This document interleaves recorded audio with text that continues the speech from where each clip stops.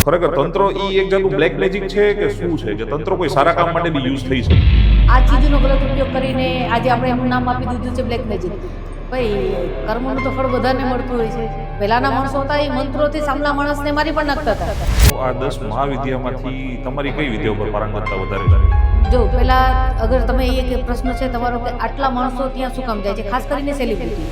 તો આવા ધનને રિલેટેડ જે બી ઇશ્યુ છે એના માટે કોઈ એવો મંત્ર ખરી કે જેનો ઉચ્ચાર કરવાથી અમે લાભ લઈ શકીએ? મંત્ર છે ઓમ. જે કરવાથી આ બધા નાના નાના પ્રોબ્લેમ સોલ્વ થાય કે મોટા સુધી ન પહોંચે.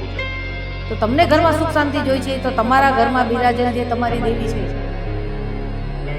તમારો ફેવરેટ સબ્જેક્ટ છે, તમારી માસ્ટરી છે, ભૂત પ્રેત. અગર કોઈને આત્માનો સાયો છે તમારા ઘરમાં, મંગળ શું છે? પછી પીરિયડના કપડાથી જે વશીકરણ કરવામાં આવેલી કોઈ ચીજ છે એ સામી વ્યક્તિને તમે ખવડાવો છો, બરોબર છે? તો તમારું ડીએનએ વ્યક્તિની અંદર પીરિયડ્સમાં આવું ઈ ખરેખર અશુભ છે? તો કોઈ કામાખ્ય દેવીને નાખવું છે.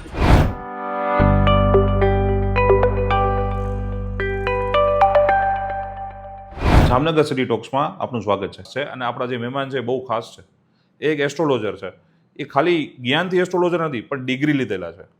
તેઓ તંત્ર વિદ્યાના માસ્ટર્સ છે અને ભૂત વિદ્યાના એકદમ એક્સપર્ટ કહી શકીએ આપણે જામનગરમાં.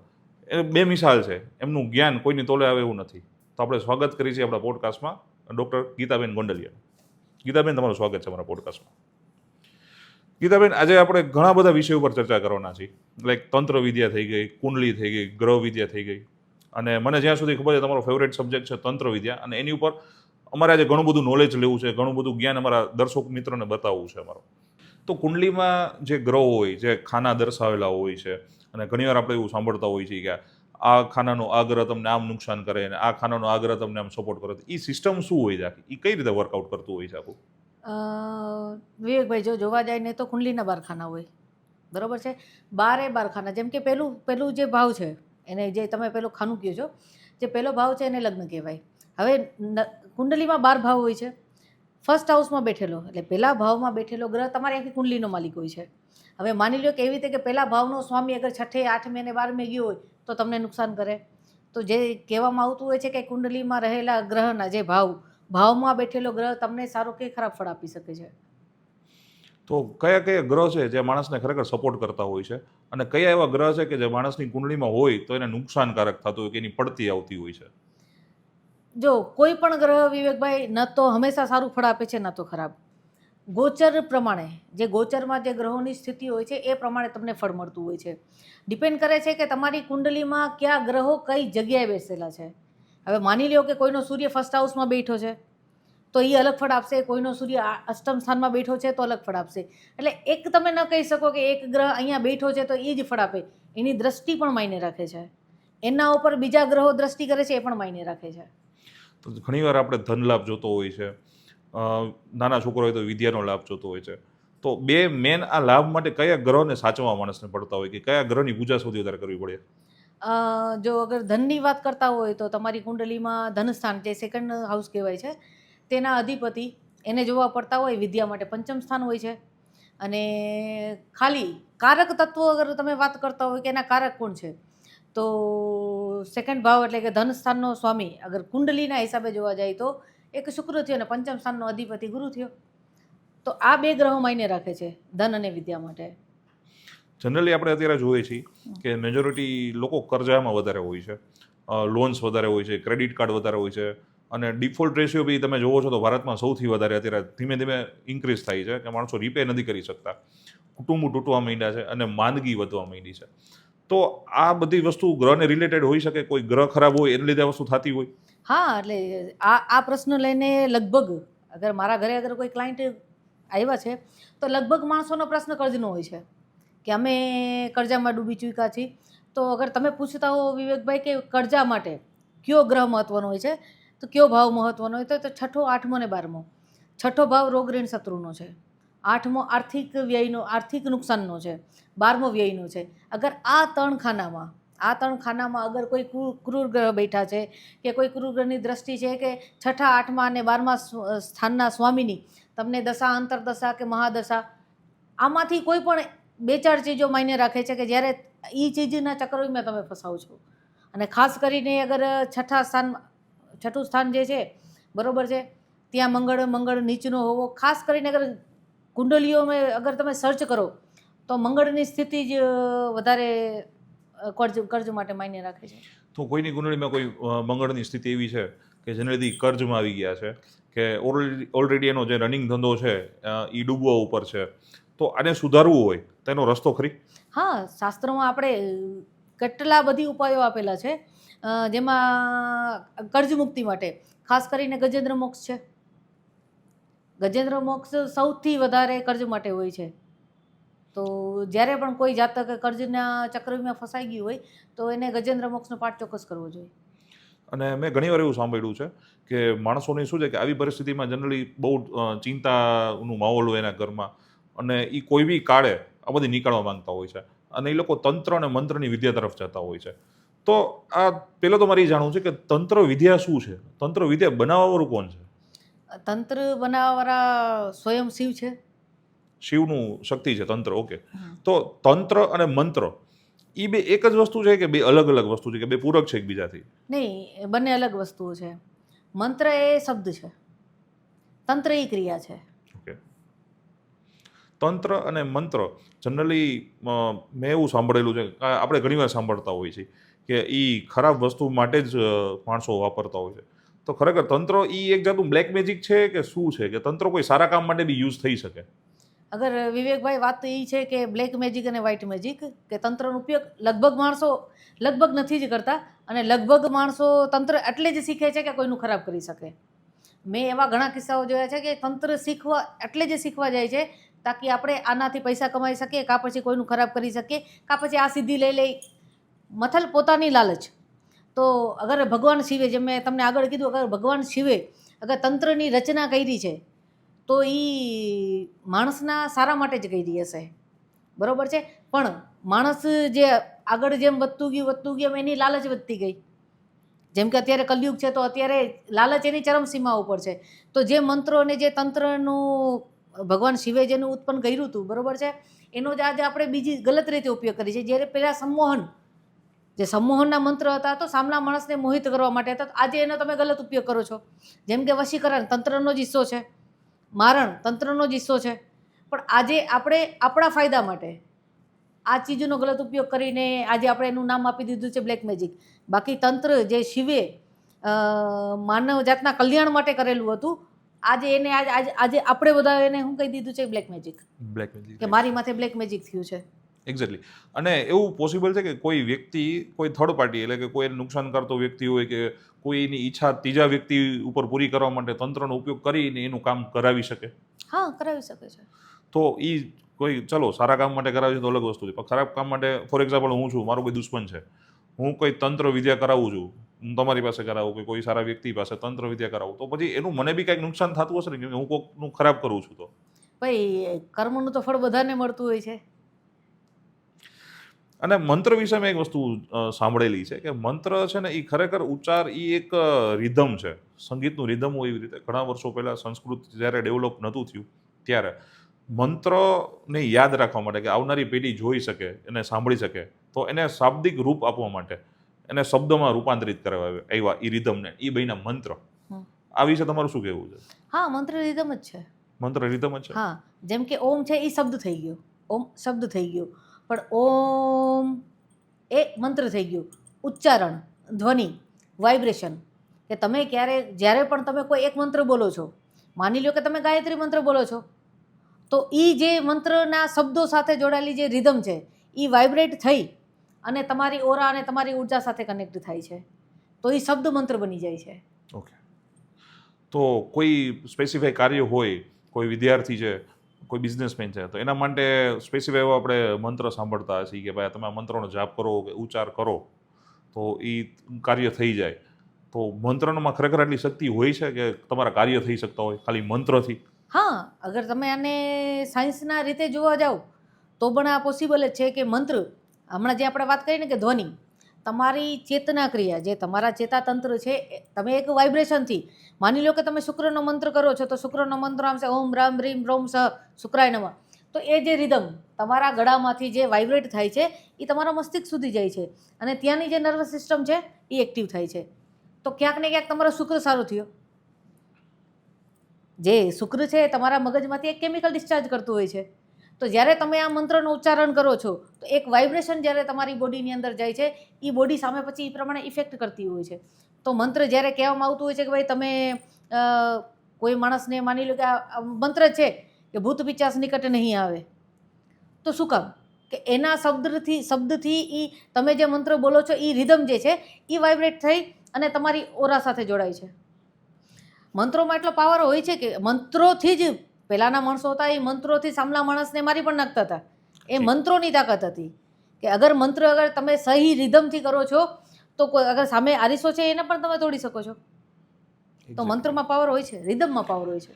અને ઘણીવાર એવું સાંભળ્યું છે આપણે કે ભારતના મોટા મોટા ઉદ્યોગપતિઓ છે, ઘણા પાવરફુલ માણસો છે, એ મંત્રના જાપ કરાવતા હોય છે. પોતે તો નથી કરતા હોતા, પણ એ લોકો બ્રાહ્મણ બેહાડે છે જે એના વતી મંત્રના જાપ કરતા હોય છે.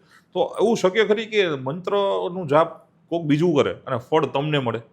એવું થઈ શકે છે? હા, થઈ શકે ને. કે પહેલાંના રાજા એ કરતા જ હતા ને જી. કે ક્યાંય એને યુદ્ધ છે લડવા જાય છે તો એની માટે અહીંયા ઘરે મૃત્યુંજયના જાપ ચાલુ છે કે પછી કોઈ જીતવા માટેના જે જાપ ચાલુ હોય છે તો એના બ્રાહ્મણો હોતા જ. આખી એક સિસ્ટમ હતી કે બ્રાહ્મણોનું કામ ત્યાં બેસીને મંત્રો જાપ કરવાનું જ હતું.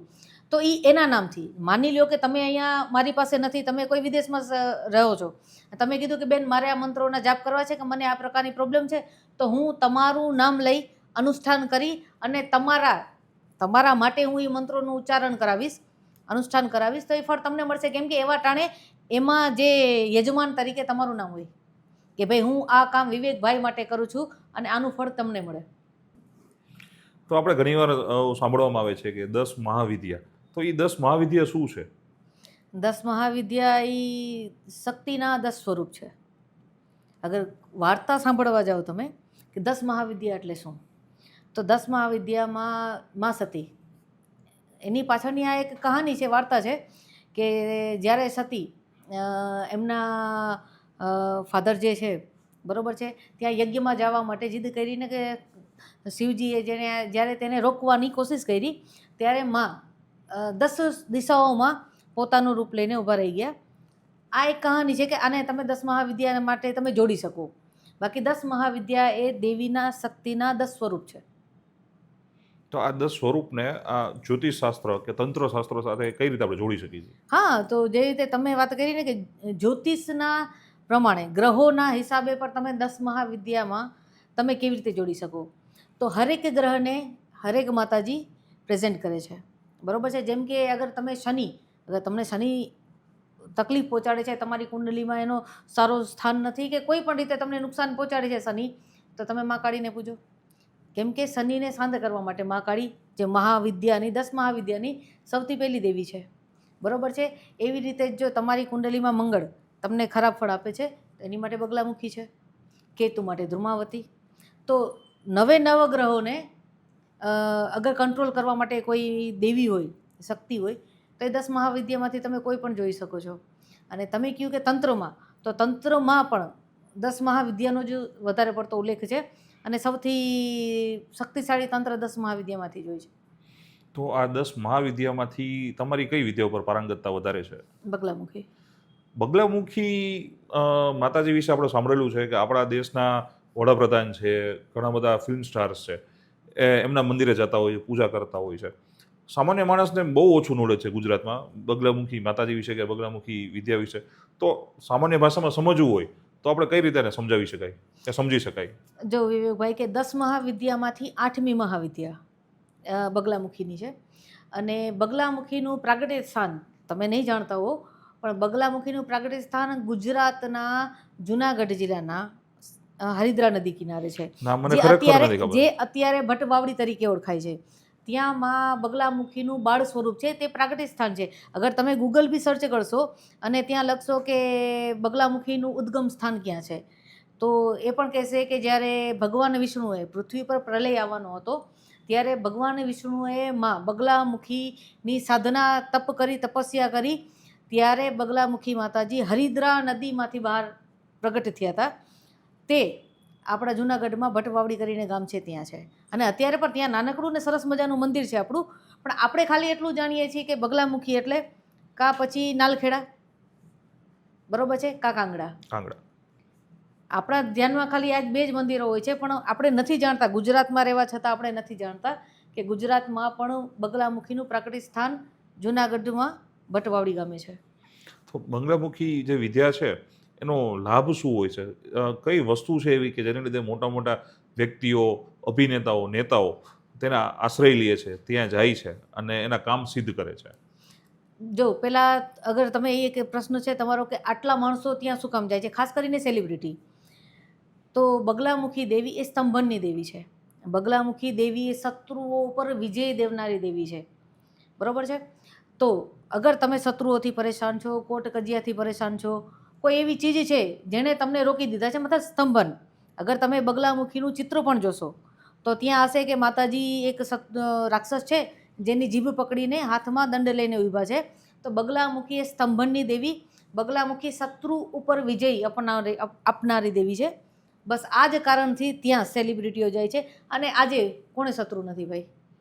શત્રુ તો બધાને છે. બસ બધાને સ્તંભન. તમે ક્યાંક રોકાઈ ગયા છો, તમારા માથે શત્રુ છે, કોઈ પણ ચીજ, માની લો કે તમારા ગ્રહો તમારા શત્રુ છે, તમારી ગરીબી તમારા શત્રુ છે, તમારા શત્રુઓ છે, તો શત્રુ ઉપર વિજય મેળવવા માટે અગર કોઈ દેવી છે તો બગલામુખી છે. અને આજકાલ એટલે જ લગભગ સેલિબ્રિટીઓ તે બગલામુખીના મંદિરે હોય છે. તો આવું છે કે બધા આની તંત્ર કે મંત્રની વિદ્યા માટે આ બધા સેલિબ્રિટીઓ જાય છે, પણ એક સામાન્ય માણસ હોય, જેમ કે અમારા ઘણા દર્શક મિત્રો છે કે જેને ઘણા બધા ઇસ્યુ છે, એમના દુશ્મનો વટ બી ઘણા લોકો સાથે, એને લીધે એ લોકોની જિંદગી અસર થતી હોય છે. તો એવો કોઈ મંત્ર ખરી કે જેનો જાપ કરવાથી એનો નિચોડ આવી શકે, કે જિંદગીમાં રોકાયેલા કામ આગળ વધે, એનો રસ્તો થઈ શકે, એના ટાર્ગેટ એચીવ થઈ શકે, એવો કોઈ મંત્ર છે જેનો ઉચ્ચારથી ફાયદો થઈ શકે અમારા દર્શક મિત્રો માટે? હા, અગર જો તમે સામાન્ય રીતે મંત્રોની વાત કરતા હોય તો એ તો હોઈ શકે. બાકી 10 મહાવિદ્યામાંથી અગર તમારે માની લો કે તમારે બગલામુખીનું કરવું છે, તો જ્યાં સુધી કોઈ દીક્ષા લીધેલી વ્યક્તિ ન હોય તો તમે એ મંત્ર ઉચ્ચારણ ન કરી શકો. બગલામુખીનું અગર તમે કહેતા હો તો બગલામુખીના મંત્ર ઉચ્ચારણ માટે તમારી દીક્ષા જરૂરી છે, અને વગર દીક્ષાએ તમે એના મંત્ર ઉચ્ચારણ ના કરી શકો. તો માં બગલામુખીની સિદ્ધિ માટે મોટા મોટા માણસો, અભિનેતા બધી વિધિ કરાવતા હોય છે. અને અમારા જે સામાન્ય માણસો છે, મારા દર્શક મિત્રો છે, તો એ લોકોને બી ઘણા બધા એવા ઇસ્યુ હોય છે, ફાઇનાન્સના ઇસ્યુ હોય છે, ફેમિલીના ઇસ્યુ હોય છે. તો તમે એવો કોઈ મંત્ર આપી શકો કે જેના ઉચ્ચારથી નાના એવા પ્રોબ્લેમ અમે સોલ્વ કરી શકીએ ઘરે બેઠા માટે? પણ વિવેકભાઈ, એમાં એવું છે કે તમને એકચ્યુઅલીમાં પ્રોબ્લેમ કઈ છે? અગર તમે ધન માટે કરો છો તો એની માટે અલગ મંત્ર હોય છે. આપણે ધન માટે જ વાત કરીએ, કેમ કે મેજોરિટી તમે ફીલ કરતા હશો, કદાચ તમારે અહીં આવતા હશે તો 60 થી 70% જે પ્રોબ્લેમ હશે એ ધનને લગતા જ હશે. અમુક ધનમાં બેંકમાં કે ક્યાંક નાણાંમાં સલવાઈ ગયા હશે, કોઈક વ્યાજમાં સલવાઈ ગયા હશે, ક્યાંક કોકે પૈસા આપેલા હશે ને એને પાછા નહીં આવતો હોય, કાં કોઈકની જિંદગીના અમુક મેઇન પ્રશ્ન એવો છે કે ધન લાભ નથી થતો, જેને લીધે એની ઈચ્છા પૂર્તિ ન થતી હોય, કે એના ગોલ પૂરા ન કરી શકતો હોય. ઘણા મેડિકલ પ્રોબ્લેમ ફેસ કરતો હોય છે ધનને લીધે. કોઈ સારી ટ્રીટમેન્ટ લેવી છે, ઈલાજ કરવો છે, પણ પૈસાના અભાવે નથી કરી શકતા હોતા. તો આવા ધનને રિલેટેડ જે બી ઇસ્યુ છે એના માટે કોઈ એવો મંત્ર ખરી કે જેનો ઉચ્ચાર કરવાથી અમે લાભ લઈ શકીએ? હા, જે સામાન્ય વ્યક્તિ, કોઈ પણ દીક્ષા લીધેલો વ્યક્તિ, જેને દીક્ષા ન લીધેલી હોય અને સામાન્ય વ્યક્તિ જે ગ્રહસ્થ જીવનમાં જીવતા હોય, અને અગર એને મંત્ર કરવો હોય તો જે આપણા શાસ્ત્રોમાં લખેલ છે એ પ્રમાણે હું તમને એક મંત્ર આપું છું, એ કરી શકો છો. મંત્ર છે ઓમ શ્રીમ મહાલક્ષ્મી નમઃ. ઓમ શ્રીમ મહાલક્ષ્મી નમઃ. હા. તો મિત્રો, આ એક સિદ્ધ મંત્ર છે, ઓમ શ્રીમ મહાલક્ષ્મી નમઃ. તો આ મંત્રનો ઉચ્ચાર કરવાથી 100% તમને ધનલાભ, એવું નથી કે તમને થઈ જ જશે, પણ તમારા રોકાયેલા કામ થઈ શકે છે. હા, કેમ કે અગર તમારે ધન જોઈ છે વિવેકભાઈ, અગર તમારે ધન જોઈ છે તો તમારે લક્ષ્મીના જ પગ પકડવા પડશે, અને શ્રીની દેવી જ લક્ષ્મી છે. હા, એના સિવાય તમે કુબેર મંત્ર કરી શકો છો, બરાબર છે, ગણપતિ. પછી તમને તમારી જરૂરત શું છે? આરોગ્ય છે તો આરોગ્ય માટે અલગ મંત્ર છે, સરસ્વતી છે તો સરસ્વતી માટે અલગ મંત્ર છે. જેમ કે તમે પ્રશ્ન પણ હોઈ શકે ને કે બાળકો, વિદ્યાર્થીઓ, અગર વિદ્યાર્થીઓ ભણે છે તો ઘણા વિદ્યાર્થીઓ છે, ઘણા બાળકો છે જેનું ધ્યાન ભણવામાં હોતું જ નથી, તો તમે ત્યાં સરસ્વતી મંત્રનો ઉપયોગ કરી શકો છો, સરસ્વતી યંત્રનો ઉપયોગ કરી શકો છો. તો હરેક કાર્ય માટે અલગ અલગ મંત્રો હોય છે. તો જનરલી અત્યારે આપણે જોઈએ છીએ તો બધાની જિંદગીમાં 2-3 વસ્તુ કોમન હોય છે. એક તો થોડો ઘણો પૈસાનો અભાવ હોય, છોકરાઓ ભણતા ન હોય, મેરેજનો ઇસ્યુ હોય કે દીકરીના સારા જગ્યાએ દીકરીને ઘર મળે, દીકરાના સારા જગ્યાએ થાય, વહુ સારી આવે, પરિવાર સારું રહે. તો શાંતિથી જિંદગીમાં આ પ્રોબ્લેમ સોલ્વ થાય એના માટે કોઈ મંત્ર કે જે બધામાં યુઝ કરી શકી, કે જનરલ પૂજા આપણે કરી, જેમ કે આપણે ગણપતિ બાપાની પૂજા કરી છે, કૃષ્ણ ભગવાનની પૂજા કરી છે, કે એવી કોઈ વસ્તુ, એવી કોઈ વિધિ કે જે કરવાથી આ બધા નાના નાના પ્રોબ્લેમ સોલ્વ થાય કે મોટા સુધી ન પહોંચે, એવું કોઈ રસ્તો ખરી? હા, જો વિવેકભાઈ, અગર તમારા ઘરમાં નાના નાના અમુક પ્રશ્નો છે, થોડી ઘણી તો બધાના ઘર, સરળ તો કોઈની જિંદગી નથી હોતી, પણ હા, હરેક વ્યક્તિએ પોતાના ઘરમાં અચૂક એક ઉપાય તો ચોક્કસ કરવો જોઈએ. અઠવાડિયામાં એક ફેરે ઘરે યજ્ઞ કરો. એવું નથી કે તમે બ્રાહ્મણોને બોલાવીને કરો. નાનકડા સામાન્ય જે છાણા છે લઈને ઘરમાં તમે ગાયત્રી કરી શકો, ઓમ ભૂર્ભુવ સ્વઃ વાળી કરવી જ જોઈએ. હરેક વ્યક્તિએ 15 દિવસમાં, મહિના દિવસમાં અગર પોસિબલ હોય તો અઠવાડિયે કરો, પણ એકવાર શાંતિ યજ્ઞ ચોક્કસ કરાવવું જોઈએ. ફેમિલી સાથે વર્ષમાં એક ફેરા તીર્થ સ્થળે ચોક્કસ જવું જોઈએ. કે તમારા ઘરના કુળદેવતા અગર પ્રસન્ન નથી તો તમારા ઘરમાં સુખ શાંતિ નથી. તો સૌથી પહેલાં તમે જે પણ તમારા કુળદેવી હોય તેની આરાધના કરો. ઘરે સવાર સાંજ મંદિરમાં પૂજા અર્ચના કરો, આરતી કરો. આજના સમયગાળામાં ભાઈ કોઈ પાસે એ સમય જ નથી કે સવાર સાંજ જેના ઘરે રેગ્યુલર દીવા થતા હોય. તો તમને ઘરમાં સુખ શાંતિ જોઈ છે તો તમારા ઘરમાં બિરાજેલ જે તમારી દેવી છે એને પ્રસન્ન રાખો. 100% આપણે આપણી ઈચ્છા માટે કામ કરતા હોઈએ છીએ, છોકરાઓ માટે કામ કરતા હોઈએ છીએ, તો એ લોકોને સારું રહે તો આપણી ઘરની દેવીને સમય કાઢવો જ પડે, આપણે દેવો જ પડે. આપણે અડધો કલાક, 1 કલાક એનું નામ જાપ કરી, પૂજા કરી, જેમ તમે કહો છો વીકલી કે મંથલી 15 દિવસે આપણે હવન કરી, અને આપણી ફરજમાં આવે છે કે જેની પાસે આપણે બધું માંગી છીએ તો એના માટે શું કામ આપણે ન કરી શકીએ? ના, 100%. અને હવે મારો એક થોડોક ગંભીર સવાલ છે. તમારો ફેવરેટ સબ્જેક્ટ છે, તમારી માસ્ટરી છે, ભૂત પ્રેત, કે નામથી જ માણસો ડરતા હોય છે, ભાગતા હોય છે. તો ભૂત પ્રેત અસલમાં છે શું? અમે એવું ઘણીવાર સાંભળતો હોય છે કે કોઈ વ્યક્તિ મરી જાય છે અને એની આત્માને ગતિ નથી મળતી, એટલે કે મોક્ષ નથી મળતો, તો એ પ્રેત બને છે, ભૂત બને છે. તો ભૂત છે, પિશાચ છે, અમે તો આજ સુધી હનુમાન ચાલીસામાં સાંભળેલું છે, ભૂત પિશાચ નિકટ નહીં આય, મહાવીર જબ નામ સુના, અને ખરેખર તકલીફ પડે ત્યારે હનુમાન દાદાજી યાદ આવે છે. સહી છે. પણ કદાચ ડીપમાં થોડુંક આપણે સ્ટડી કરી, તમને નોલેજ છે એટલે હું પૂછી શકું છું. બાકી સામાન્ય જનતાને તો ભૂત પિશાચ શું છે કાંઈ ખબર નથી. એને તો એવું જ છે કે આ પ્રેત છે, ગતે નથી થયા, ક્યાંક પૂછાવા જાય તો કે પિતૃ નડે છે, આ નડે છે. તો આમાં થોડુંક લાઇટ આપશો, તમે નોલેજ આપશો, પ્રકાશ પાડશો આ વસ્તુ ઉપર કે ભૂત પિશાચ છે શું એકચ્યુઅલી, અને એ કઈ રીતે, કઈ હદ સુધી નુકસાન કરી શકે છે? વિવેકભાઈ, તમે જે ભૂતની વાત કરો છો, આપણે એને સરસ મજાનું નામ આપશી આત્મા. આત્મા, રાઈટ. બરોબર છે કે કોઈ વ્યક્તિનું મૃત્યુ થયા પછી એની આત્મા કાં ગતિએ જાય છે ને કાં અવગતિએ. બરોબર છે. એનું મૃત્યુ કઈ રીતે થયું છે એના ઉપર ડિપેન્ડ કરે છે. અગર કોઈ આત્મા પોતાની અતૃપ્ત ને તૃપ્ત ઈચ્છાઓ સાથે અગર ગઈ છે અને એને મોક્ષ નથી મળ્યો તો તે અહીંયા જ ભટકવાની છે. અને આત્માઓમાં પણ પ્રકાર છે. એક છે જે તમને હેરાન કરતી હોય છે અને બીજી જે પૂજાતી હોય છે. આપણા ગુજરાતમાં તો છે ને કે આપણે મામાદેવને પૂજીએ છીએ, તો તે શું છે? આત્મા જ છે. બરોબર છે. તો બધી આત્માઓ નુકસાન નથી પહોંચાડતી ને બધી આત્માઓ ફાયદો નથી દેવડાવતી. જ્યારે કોઈ વ્યક્તિ અતૃપ્ત ઈચ્છાઓની સાથે મૃત્યુ પામી છે અને જ્યારે એ તમારા શરીરમાં પ્રવેશ કરે છે તો એની ઈચ્છાઓની તૃપ્તિ તમારા શરીર સાથે કરે છે. જેમ કે કોઈ વ્યક્તિ છે જેને ખાવાની લાલસા સાથે ગયું છે, કોઈ સ્ત્રી છે જે પ્રેમની પાછળ પોતાના જીવનનો ત્યાગ કર્યો છે, તો એ પોતાની અધૂરી ઈચ્છાઓ તમારાથી સંતોષતી હોય છે. અને ઘણીવાર મેં એવું સાંભળ્યું છે કે અમુક લોકો તાંત્રિક છે જે એવી આત્માઓ પાસે કામ કરાવતા હોય છે, જે કોઈ ખરાબ એના ટાર્ગેટ હોય છે, એ કોઈ આત્માને વશ કરીને કરાવતા હોય છે. તો આવું થઈ શકે છે હકીકતમાં? હા, થાય છે ને. મંત્રો દ્વારા હવે ભગવાનને તમે સિદ્ધ કરી શકો છો, તો આ તો સામાન્ય આત્માઓ છે. તો કોઈ વ્યક્તિ આવા કોઈ ચક્કરમાં ફસાઈ ગયું હોય, કોઈના ઘરમાં ભૂત થતું હોય કે કોઈ રીતે કોઈ કરી નાખેલું હોય કોઈ આત્મા થકી, તો એ બચવા માટે શું કરી શકે? અને બચવા કરતાં ખબર કેમ પડશે કે કોઈના સિમ્ટમ્સ શું છે કે ખરેખર કોઈ ભૂત બાધા છે કે કોઈ દ્વારા કરાવેલું છે? જો અગર તમારા ઘરમાં કોઈ નેગેટિવ ઓરા છે, અગર કોઈને આત્માનો સાયો છે તમારા ઘરમાં, તો સૌથી પહેલાં છે કે તમે એ ઘરમાં સુખીથી રહી ન શકો. તમને હર વખતે એ ચીજ મહેસૂસ થશે કે તમારી સાથે જ્યારે તમે એકલા બેઠા છો તો તમને એમ લાગે હજી કોઈ એક વ્યક્તિની મોજૂદગી તમારા સાથે ત્યાં છે. તમે આરામથી સૂઈ ન શકો, નીંદર ના આવે, ઘરમાં કજિયા કંકાસ છે. એના સિવાય ઘણા બધી લક્ષણો હોય છે જેનાથી જાણી શકાય કે તમારા ઘરમાં પ્રેત બાધા છે. હવે કોઈ મોકલેલું છે એ અલગ પ્રકારનું પ્રેત હોઈ શકે અને કોઈના દ્વારા આવેલું છે. જેમ કે આજકાલ બાળકો છે એને બહાર નીકળી જવું, ગમે ત્યાં પેશાબ પાણી કરી લેવા માટે ઊભું રહી જવું, ત્યાં રહેલી એન્ટિટીઝ તે આત્માઓ તમારી સાથે તમારા શરીરમાં પ્રવેશ કરી જાય છે અને એ તમારી સાથે રહે છે. પછી જેમ કે તમે સૂતા હો છો, તમને ઘણીવાર એ ચીજનો અહેસાસ થતો હોય કે તમારી છાતી માથે કોઈ ચડીને બેઠું છે, જેને બીજી ભાષામાં સ્લીપ પેરેલિસિસ કહેવાય છે. રાઈટ. બરાબર? તો એ કોઈ બીમારી નથી.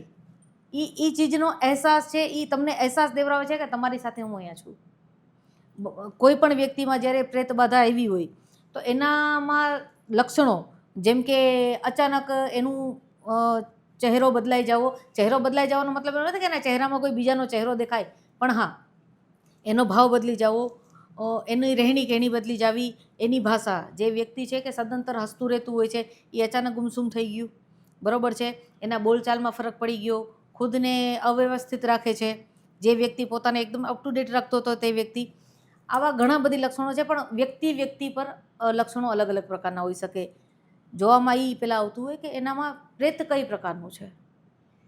અને કદાચ આવું કોઈ થઈ શકે તો આમાંથી બહાર નીકળવા માટે કે કોઈનો જીવ બચાવવા માટે ઘણીને બહુ લાંબી માંદગી મળી જતી હોય છે, તો ઉપાય કોઈ ખરી કે બચી શકે આનાથી? આની કોઈ વિદ્યા છે ખરેખર કે આ સાયું એની ઉપરથી નીકળી શકે? હા, ઘણી બધી. તંત્રમાં ભૂત પ્રેત બાધાને કાઢવા માટે ઘણા બધી ઉપાયો છે. યજ્ઞો છે, મંત્રો છે, વિધિઓ, ક્રિયાઓ છે કે જેનાથી અગર તમારા પર કોઈ પ્રેત બાધા હોય તો એ પ્રેતને ત્યાંથી મુક્ત કરવામાં આવે. એની ઘણી બધી ક્રિયાઓ છે જે આપણે ઓન કેમેરા ન બતાવી શકીએ.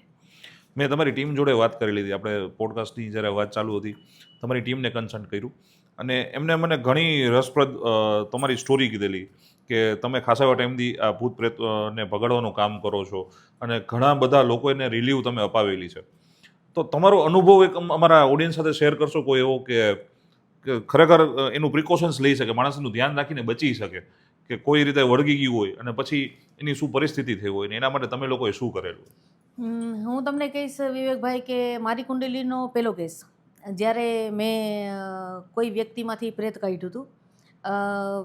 તમે નવા હો એટલે તમારામાં જોશ પણ થોડોક વધારે હોય, ત્યારે તમે એ હરેક ચીજોને ભૂલી જતા હો કે આમ કરવાથી આ નુકસાન પણ થશે કે તમને સામે અટેક પણ થશે. મારી જિંદગીનો પહેલો કેસ જ્યારે મેં લીધો પ્રેત બાધાનો, તે એક સ્ત્રી હતા. બરાબર છે? એની અંદર એક બાળક હતું કે એ જે જગ્યા ઉપર એણે ઘર બનાવેલું હતું અને ત્યાં એ લોકો રહેવા ગયા એટલે એ સ્ત્રીની અંદર એ બાળકની આત્મા પ્રવેશી ગઈ. હવે એ કેસ મેં જ્યારે લીધો ત્યારે ચૈત્રી નવરાત્રિ ચાલતી હતી, તો મેં કીધું કે કાંઈ વાંધો નહીં, આપણે 9 દિવસ અનુષ્ઠાન કરશી અને અનુષ્ઠાન પછી લાસ્ટમાં દિવસે આપણે આ જે આત્માની મુક્તિ માટે જે હવન કરવાનો થાય એ કરશી. જ્યારે પહેલે દિવસે હું મંત્રોચ્ચાર કરવા બેઠી, બરાબર છે, તે કમસે કમ 11-12 મંત્રની આહુતિ મેં માંડી દીધી હશે અને મારો હાથ પકડાઈ ગયો. હવે જ્યારે મેં મારી જિંદગીમાં ખાલી સાંભળેલું કે પ્રેત હોય, અહેસાસ તો મને પણ નહોતો ભાઈ, કેમ કે રૂબરૂ કોઈ દી થયા નહોતા. બરાબર? જ્યારે એ મંત્રોચ્ચાર કરતા વખતે મારો હાથ સડનલી કોઈએ પકડી લીધો અને દેખાતો નથી. ઓકે. એ ચીજ દેખાતી નથી, કેમ કે આમાં હાથ પકડેલો, અગર કોઈ વ્યક્તિએ પકડેલો છે તો તમને એટલો બધી ડર ના લાગે, પણ હાથ ત્યાં ઊભેલો જ છે અને તમને દેખાતું નથી કે કોને પકડ્યું છે. ઓકે.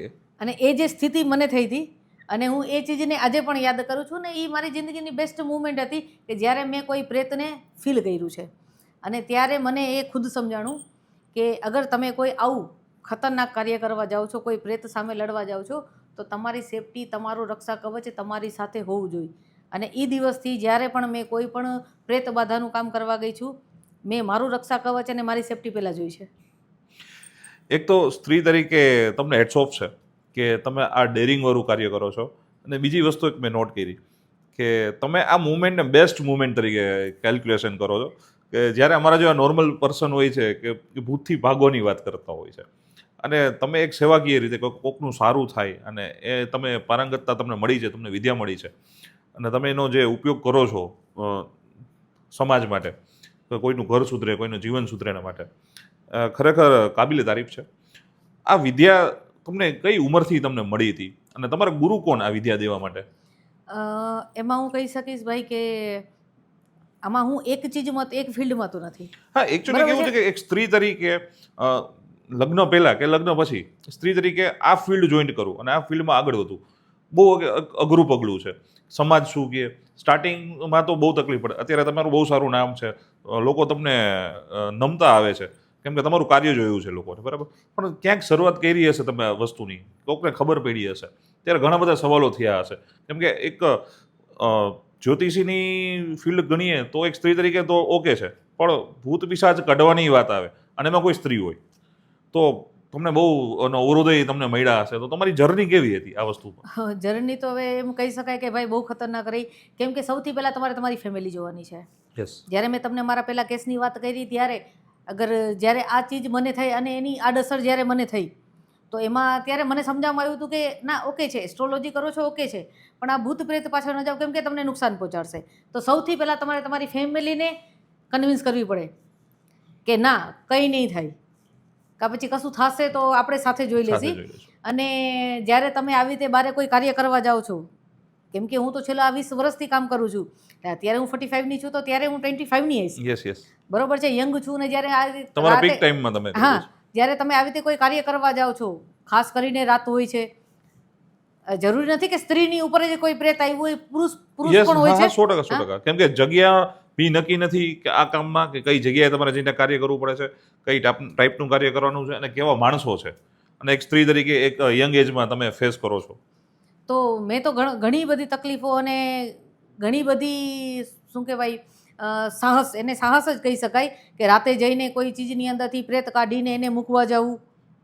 તો ફેમિલીના સપોર્ટ વિના તો નથી જ થયું. હા, પહેલાં ફેમિલીને મનાવી ચોક્કસ પડી હતી, અને ફેમિલી કરતાં જે સમાજ છે કે આ ફિલ્ડમાં આમાં કંઈ શું કે ફ્યુચર નથી, આ ન કરાય.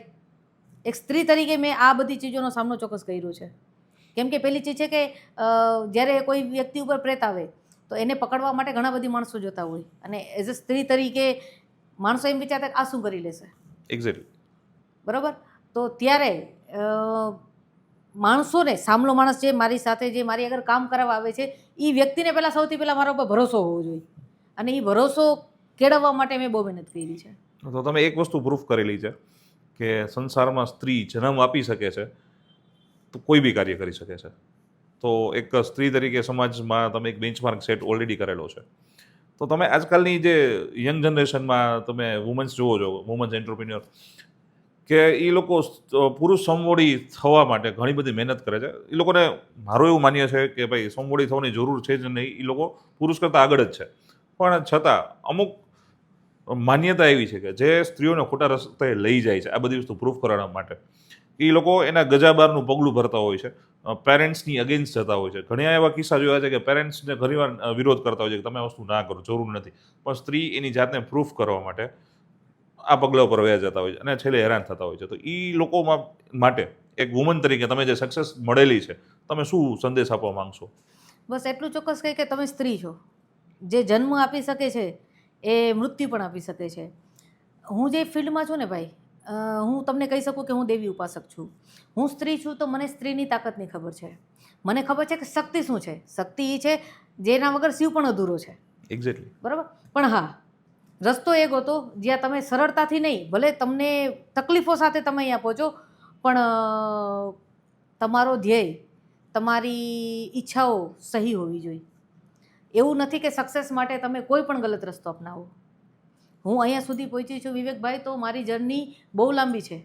મેં ઘણું સ્ટ્રગલ કર્યું છે, પણ સહી રસ્તા ઉપર. જેમ કે આપણે બ્લેક મેજિક અને વ્હાઇટ મેજિકની વાત થતી હતી, તો ઇઝી છે બ્લેક મેજિક, હા, તંત્રનો એ ભાગ બહુ સહેલો છે, બલી દઈને ઓલું દઈને. પણ ના, અગર મંત્રો ઉચ્ચારણ અને અનુષ્ઠાન અને જાપથી જો તમને સિદ્ધિઓ મળી શકે છે તો એ અપનાવો, ના કે શોર્ટકટ.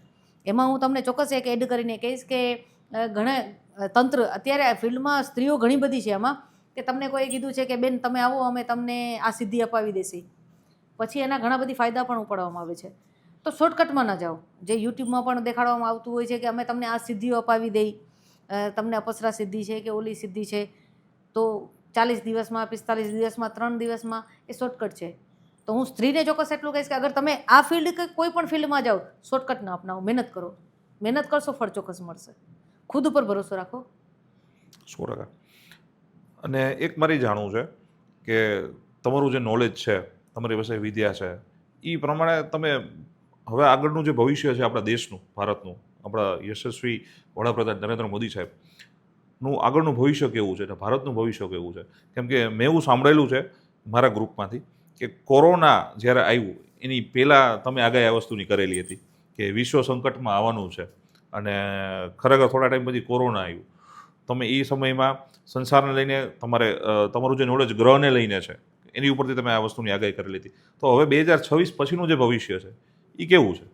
સારું જ છે. અગર ભારત માટે તમે વાત કરતા હો તો સારું જ છે. યુનિવર્સલ જે અત્યારે યુદ્ધ બધી જગ્યાએ ચાલે છે, અમેરિકા છે, ઈરાન છે, ઇઝરાયલ છે, બધું ચાલે છે અને ભારત ઉપર જે અત્યારે સંકટ આવેલા છે, આમ સંકટ ન કહી શકીએ પણ જે ઉર્જાને લઈને સંકટ છે, પેટ્રોલિયમના છે કે પાકિસ્તાન સાથે યુદ્ધના ભણકારા વાગે છે, ગોલ્ડને લઈને આપણા પ્રધાનમંત્રી કીધેલું છે કે તમે ગોલ્ડ ખરીદો નહીં. તો એક સામાન્ય માણસને આગળના ભવિષ્ય માટે પ્રિપેરેશન કરવું હોય કે ભાઈ વૈશ્વિક કોઈ બી આપદા એની ઉપર અસર ના કરે, બરાબર, એના માટે એને શું કરવાની જરૂર છે?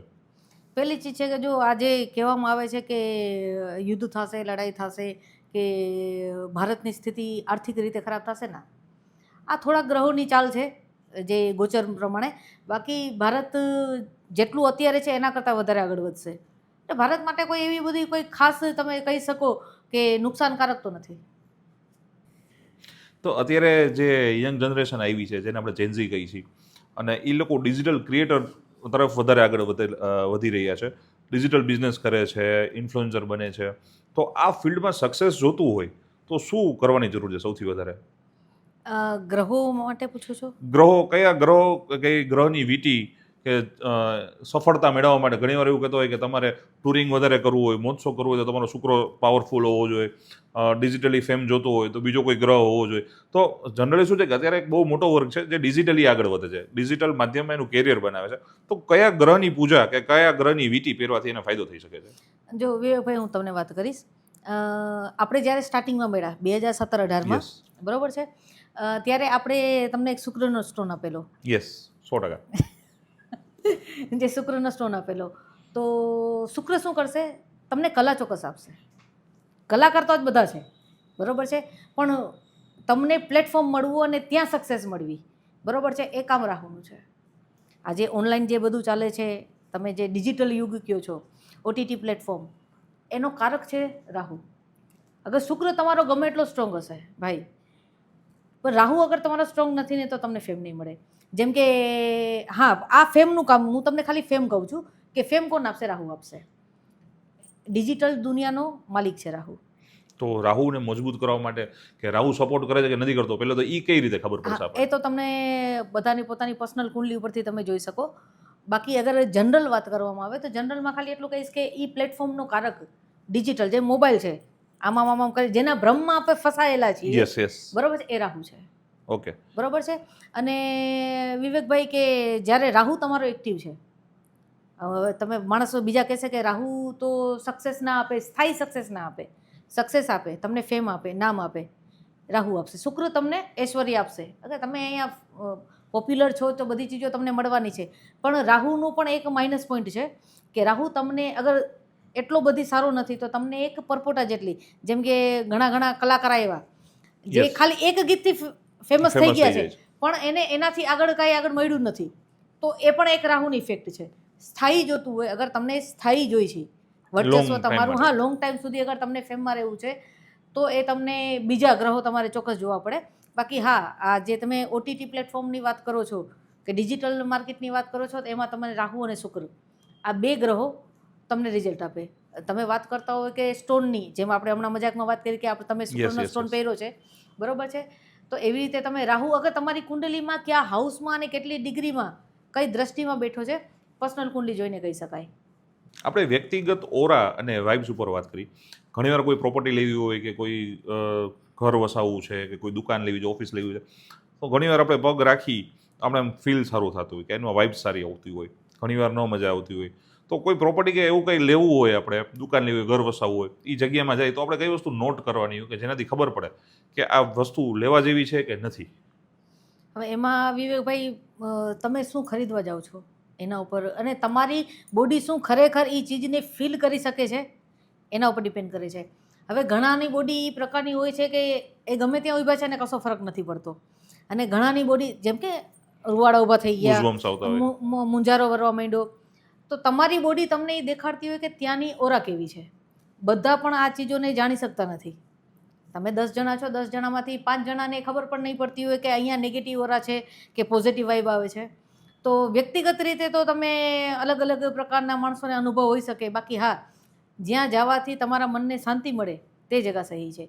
તમને ક્યાંય પણ એમ લાગે છે કે મને મૂંઝારો થાય છે કે સફોકેશન જેવું થાય કે હા. નથી મજા આવતી, તો તે ન લેવું. અને સેમ વસ્તુ વ્યક્તિ હોય કે વ્યક્તિગત ઓરા બી તમે રીડ કરી જાણો છો કે કોઈ વ્યક્તિ સાથે કામ કરવું ન કરવું. તો સામાન્ય વ્યક્તિ તરીકે અમારે કોઈ પાર્ટનરશિપ કરતા હોય કે કંઈ શીખવા જતા હોય તો એ કઈ વસ્તુ અમારે નોટ કરવાની હોય કોઈ વ્યક્તિ સાથે વાત કરતા હોય? જનરલી તમે ઓરા રીડ કરો છો, તમે મારી ઓરા બી રીડ કરો છો, તમને મારી ઓરામાંથી શું તમે ફીલ કરો છો? હું વ્યક્તિગત રીતે તમને કેવો લાગુ છું? બ્લેન્ડલી જે સારું હોય એ રીતે. હા, નહીં, જો આપણે છેલ્લા 2017-18થી આપણે મળીએ છીએ તો એકબીજાના સાથે કનેક્ટેડ હોવા જોઈએ. તમારું સાથે બેસીને જો હું કમ્ફર્ટેબલ છું, મને મજા આવે છે કે ના યાર બોરિંગ નથી લાગતું. ઘણા માણસો એવા હોય છે વિવેકભાઈ કે જેને આપણે ઓળખતા નથી છતાં બી સારા લાગે છે, અને ઘણા માણસો એવા હોય છે જેને ઓળખીએ છીએ છતાં બી એની બાજુમાં બેસવું આપણે સારું નથી હા, લાગતું. દૂર રહેવાનું એટલે ઘણા મન માણસો આપણી સાથે આવીને બેઠા હોય તો યાર આપણે ખુદને એમ થાય છે કે યાર કંઈક હેવી ફીલ થાય છે, તો એની ઓરા સારી નથી. અને ઘણા વ્યક્તિ તમારી પાસે આવીને બેઠા છે, ખાલી એના બેસવાથી, એની હાજરીથી જો તમારી ખુદની ઓરા સારી થઈ જતી હોય કે તમને એમ લાગતું કે રાહત ફીલ થતી હોય તો એની ઓરા સારી છે. અને જો બિઝનેસની વાત કરતા હો તો ભાઈ હું તો એ જ ચાહીશ કે અગર તમે કોઈ સાથે બિઝનેસ ડીલ કરો છો, ડીલની વાત ને પાર્ટનરશિપની વાત થાય છે, તો કુંડલી જોવરાવીને જ કરો. કેમ કે અગર તમારી કુંડલીમાં પાર્ટનરશિપનો યોગ નથી ને તો પછી એની ઓરા માયને નથી રાખતી. તો આવું તો લગ્ન વિશે બી થઈ શકે કે જેની સાથે લગ્ન કરવા છે એટલે ગુણ જોડાવતા ઘણા બધા, પછી મોડર્ન યુગ આવ્યો એટલે હવે તો ઇન્સ્ટાગ્રામ જોડાવે છે બધા, અને પછી થોડા ટાઈમ પછી ડિવોર્સ રેટ અત્યારે તમે જાણો છો વધી ગયો છે. તો આ લોકો માટે શું તમે કહેવા માંગશો? હા, હું એટલું તો, અને આજે પણ એટલું ચોક્કસ કહીશ ભાઈ કે આજે પણ એટલા ઘણા વર્ગ છે, ઘણા ઘર છે ભાઈ જ્યાં કુંડલીને મહત્વ આપવામાં આવે છે, ગ્રહ દશા જોવામાં આવે છે. અને અગર તમે કુંડલી મિલાન કરો છો તો શેની માટે કરો છો, શું જોવો છો? ભાઈ એક તો તમારા ગણ જોવો છે. આજે હું રાક્ષસ ગણની છું, તમે બિચારા દેવગણના નહીં કર્યા, ફરક છે. યોની જોવામાં આવે છે, બરોબર છે, વર્ગ જોવામાં આવે છે, આવી 3-4 ચીજો છે જોવામાં આવે છે. બાકી જો અગર માની લ્યો કે મારી કુંડલીમાં હું માંગલિક છું, હું પ્રબળ માંગલિક છું, બરોબર છે, અને તમે બિચારા ચંદ્રવાળા રહ્યા તો તમે મારી ઉર્જા અમે સહન નથી કરી શકવાના. તો પહેલાના જમાનામાં અગર કુંડલી જોવરાવીને લગ્ન થતા તો સક્સેસ રેટ પણ એટલો જ હતો ને. એક્ઝેક્ટલી. અને આજે બસ ગઈમાં છે, રાહુની મહાદશા અંતરદશા આવી છે, થોડુંક આકર્ષણ છે, કરી નાખો લગ્ન અને 2 મહિના પછી છૂટાછેડા. તો લગ્ન માટે અગર આખા જીવનની પાર્ટનરશિપ જોવા માંગતા હો ને વિવેકભાઈ, તો ચોક્કસ કુંડલી મિલાન કરાવવું જોઈએ. અને અગર કોઈ ગ્રહ દશા કે ગોચર કે કોઈ ગ્રહ તમને ખરાબ ફળ આપે છે તો એની પૂજા ચોક્કસ કરાવી લ્યો. એટલીસ્ટ એવું નથી કે ગ્રહો તમને હંમેશા ખરાબ ફળ આપે છે, કોઈ ઉપાય છે એ કરો તો બદલી શકો છો. હું તમને અત્યારે આખી વાતમાં હું એટલી ચોક્કસ કહીશ કે હું જેની પાસે એસ્ટ્રોલોજી શીખી ને વિવેકભાઈ, મારા ગુરુએ મને કીધું હતું કે ગીતા, ઈશ્વરે તમારું ભાગ્ય લખી અને કલમ તોડી નથી નાખી. રાઈટ. એ તોડી નથી નાખી કલમ, તમે તમારા કર્મો દ્વારા તમારા ભાગ્યને બદલી શકો રીરાઇટ છો. કરી શકો છો સારા કર્મથી. તો ચોક્કસ આ હરેક વ્યક્તિએ યાદ રાખવું છે. હું મારા હરેક ક્લાયન્ટને આ શબ્દ કહું છું જ્યારે મારી પાસે આવે છે કે ઈશ્વરે તમારું ભાગ્ય લખીને કલમ તોડી નથી નાખી. કર્મ કરો, ફળ ચોક્કસ મળશે, શું કામ નહીં મળે? એક સવાલ એવો હતો કે આ મેં પર્સનલી ફીલ કરેલો છે. હું કોઈ જગ્યાએ મારી લગ્ન માટે કુંડલી જોડાવ્યો અને એમને એવું કીધું કે તમારા કુંડલીમાં મંગળ છે. હવે જનરલી મંગળનું નામ સાંભળીને હું બધા ટેન્શનમાં એમ આવ્યું કોઈ માંગલિક કુંડળી છે, તો એને એવું સમજાયું કે મંગળ એ એવું નથી કે ખરાબ કરવા જ આવેલો છે. ઘણીવાર આપણે પ્રસંગમાં કંકોત્રીમાં લખતા હોઈએ છીએ કે માંગલિક પ્રસંગો, તો એ મંગળ સારો હોય છે. તો માંગલિક કાર્ય માટેનો મંગળ બી સારો હોય છે. એટલે મને થોડું કન્ફ્યુઝન ત્યાર થઈ છે, તો મંગળ સારો છે કે ખરાબ? જનરલી કોઈની કુંડળીમાં આપણે એવું કહેતા હોય કે તારી માંગલિક છે તો સામે માંગલિક જ ગોતો, તો એ શું રીઝન છે, કેવી રીતે? હા, તો એ હું તમને સમજાવીશ ભાઈ કે જો મંગળ શું છે, મંગળ છે તમારું બ્લડ. અગર તમે તમારા બોડીના હિસાબે જોવા જાઓ તો તમારા શરીરની ઉર્જા મંગળ છે. મંગળ લીડર છે, મંગળ યોદ્ધા છે, બરોબર છે. તો જે વ્યક્તિ માંગલિક છે એના શરીરમાં ઉર્જાનું સ્તર થોડુંક વધારે હશે.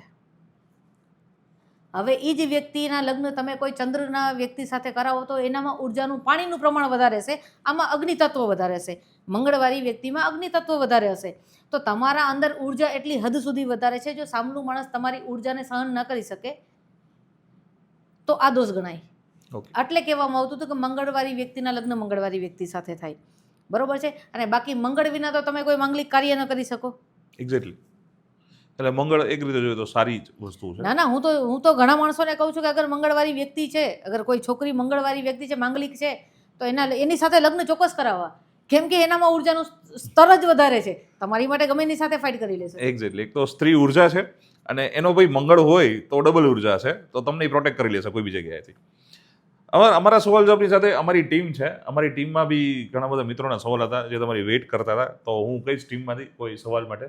યસ વિવેકભાઈ, મારો એવો પ્રશ્ન છે મેમ માટે કે અત્યારે ઘણા બધા જેમ કે એસ્ટ્રોલોજી, ન્યુમરોલોજી, પામિસ્ટ્રી, કોઈ ફેસ રીડિંગ કરતું હોય, આ ઘણું બધું છે. તો એમાં કોઈ હાયર લેવલ ઉપર છે? તમે બધાને સેમ માનો છો કે કોઈ વધારે સારું છે કે ખરાબ છે? એના વિશે મને થોડુંક જાણવું છે. હા ભાઈ, હું કહીશ કે જો બધી આ એક જાતની વિદ્યા જ છે. એનાથી જેમ કે સામુદ્રિક શાસ્ત્રથી ફેસ રીડિંગ, લક્ષણોથી કેમ ચાલવાની સ્થિતિ, હાથ બોલવાનું, બરોબર છે, એ આવી ગયું. ટેરો કાર્ડ છે, હસ્તરેખા છે, અંકશાસ્ત્ર છે. પણ અગર તમારે ખરેખર પરફેક્ટ રિઝલ્ટ જોઈ છે, બરોબર છે, તો તમે કુંડલી માથે જાઓ. જ્યોતિષશાસ્ત્ર એ છે જ્યાં તમારા જન્મથી લઈને મૃત્યુ સુધીની ટોટલી ચીજો તમને ફોર ડિટેલ, અગર કોઈ સારો એસ્ટ્રોલોજર છે તો તમને ફોર ડિટેલ સમજાવી શકશે.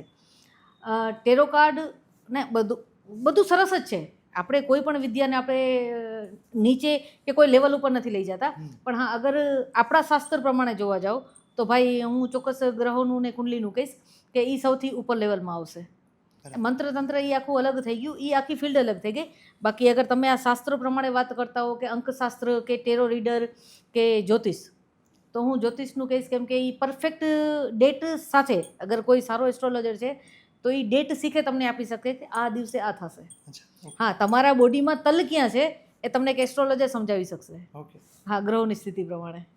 આપણે પહેલાંના લોકો એવું કહેતા કે તમે ગમે ત્યાં જાઓ નહીં, અને તમે જે વાત કરી તંત્ર વિદ્યાની કે એ બધી, તો વશીકરણ ટાઈમે કદાચ કોઈ પીરિયડ્સમાં હોય યા તો પીરિયડ્સના કોઈ બી ક્લોથ્સ કે એનો યુઝ કરીને કંઈ એવું વશીકરણ થઈ શકે કે જેની સાઈડ ઇફેક્ટ બહુ ખરાબ હોય યા તો?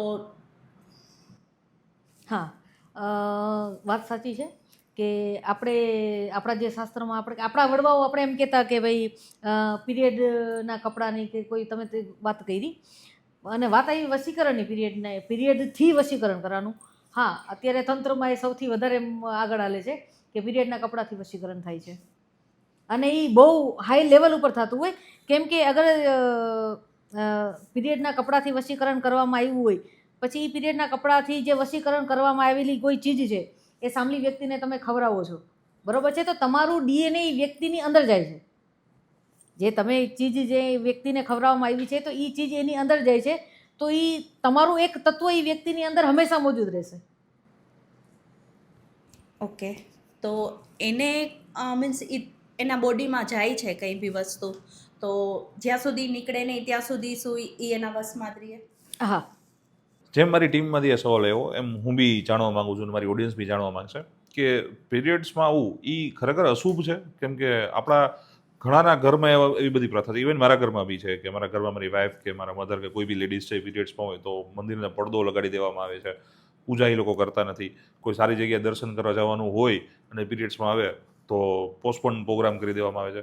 તો પીરિયડ્સ એ ખરેખર અશુભ છે? કેમ કે નેચરે બનાવેલી વસ્તુ છે, કુદરતી શરીર છે ને કુદરતે કરેલી વસ્તુ છે, તો અશુભ છે કે શુભ છે? એક બહુ કન્ફ્યુઝન સવાલ છે. તમારું શું માનવું છે બાબત? મારું એટલું ચોક્કસ માનવાનું છે કે વિવેકભાઈ કે અગર પીરિયડ ખરેખર અશુદ્ધ હોત તો તંત્રની સૌથી મોટી પીઠ કામાખ્યા છે. હમણાં જૂનમાં અંબુવાચી મેળો થશે ત્યારે માતાજી 3 દિવસ માટે પીરિયડમાં હોય છે અને જે કપડું એને ઢાંકવામાં આવે છે એ જ કપડું પ્રસાદી રૂપે સાધુ સંતો પોતાના ગળામાં ને માથે રાખે છે. પીરિયડ અશુદ્ધ નથી હોતું. હા, માન્યતાઓના હિસાબે થોડું પરિવર્તન આવતું રહ્યું છે, પણ હું ચોક્કસ, અગર હું તંત્રમાં છું, મંત્ર ને આ બધી ચીજોને હું જાણું છું, તો હું એટલું ચોક્કસ કહીશ કે અગર તમે કુંડલીની જાગરણ કરો છો, કે કુંડલીની શક્તિઓને તમે ઉજાગર કરો છો, તો ભાઈ સૌથી પહેલું ચક્ર તમારી અગર બોડીમાં કોઈ હોય તો એ મૂલાધાર ચક્ર છે. જ્યારે સ્ત્રી પીરિયડમાં આવે છે ત્યારે એનું મૂલાધાર ચક્ર સૌથી વધારે એક્ટિવ હોય છે. ઓકે. તો એ શક્તિ છે, બરાબર છે. અને જ્યારે એ શક્તિ પીરિયડમાં આવતી હોય અને જ્યારે મૂલાધાર ચક્ર એનું એક્ટિવ થતું હોય અને ત્યારે જો એ મંત્રો ઉચ્ચારણ કરે છે તો એ એનો તમે એક સામાન્ય કરતાં 1000 ગણું ફળ એને મળી શકે છે. કોઈ રીઝનના હિસાબે આપણા પૂર્વજોએ આ ચીજોની મનાઈ કરી દીધી હતી. એનું કારણ હતું કે પહેલાં મંદિરો પણ બહુ દૂર હતા. અત્યારે જે સેનેટરી પેડ ને એ બધું આવે છે, એ જમાનામાં એ બધી સગવડો નથી. કદાચ એના હિસાબે સ્ત્રીઓને એ ચીજોથી દૂર રાખવામાં આવી હતી. અને જો અગર ખરેખર પીરિયડ માસિક ધર્મ અગર ખરેખર જો અશુદ્ધ જ હોત ભાઈ, તો કોઈ કામાખ્યા દેવીને ના પૂજત. એક્ઝેક્ટલી. તો મિત્રો, આપણાથી કોઈના ઘરમાં કોઈ વશીકરણનો ઇસ્યુ છે કે ભૂત પ્રેતની બાધા છે કે કુંડળીને લગતો કોઈ બી તમારા પ્રશ્ન છે, તો તમે બેઝિઝક ડૉક્ટર ગીતાબેન ગોંડલિયાનો કોન્ટેક્ટ કરી શકો છો. તમારા પ્રોબ્લેમ સોલ્વ થઈ શકે છે. અને દુનિયામાં એવા કોઈ પ્રોબ્લેમ નથી કે જેના રસ્તા ન હોય. હા, આપણે ક્યાં જવાબ લેવા જવું એનું કદાચ આપણે જગ્યાનો ખ્યાલ નથી હોતો, તો જગ્યા ગોતશો તો જવાબ 100% મળશે. નમસ્કાર, જય હિન્દ, જય માતાજી.